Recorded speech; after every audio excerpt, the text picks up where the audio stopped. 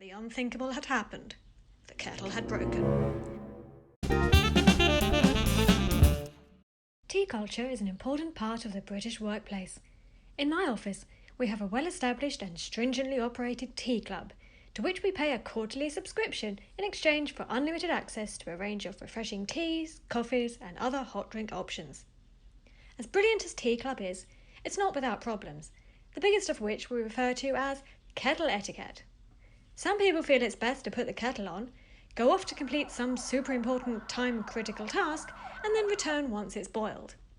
Other more savvy people prefer the standby approach. Watch it boil, guard it with your life, and then get brewing.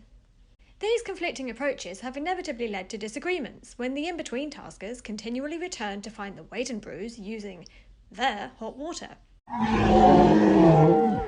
Nothing enrages a Brit quicker than an empty kettle.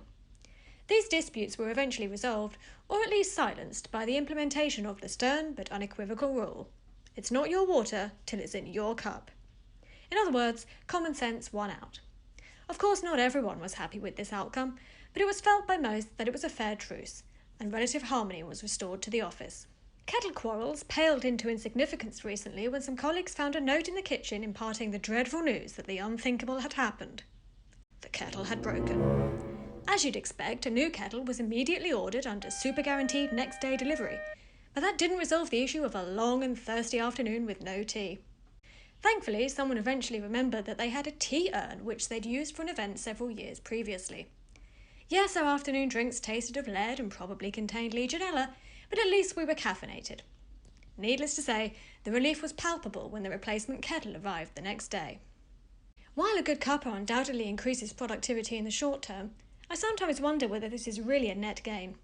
For example, staff at one of my husband's previous jobs spent so much time arguing about whether to use a kettle or an industrial-sized water boiler to make the tea that they eventually called an all-staff meeting to finally settle the issue.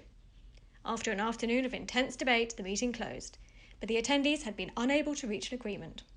That said, the ritual of tea drinking certainly engenders a certain camaraderie among workmates. At my former workplace, one of the perks of the job was freshly made tea and coffee in the morning break. The only downside was that we had to go to the staff room at the bottom of the garden to get it. On a sunny day, this posed no difficulty, but it was a different story the other 330 days of the year. We finally accepted that we might have a problem when our town was hit by a severe storm, and we still found ourselves running through the pouring rain and gale-force winds to get our tea fix. Although we were soaked, we all agreed that it had been a great bonding experience. In summary, tea in the British workplace and all its associated adventures is something of an institution. While it undeniably has its drawbacks, the benefits of our traditional office infusion far outweigh any inconvenience, or indeed arguments, caused during the brewing process. Next time on Neurotic Thinkings. Did they think that through? Things with Greek names. Why not click subscribe for more rantings, queries, and general cynicism? Thanks for watching.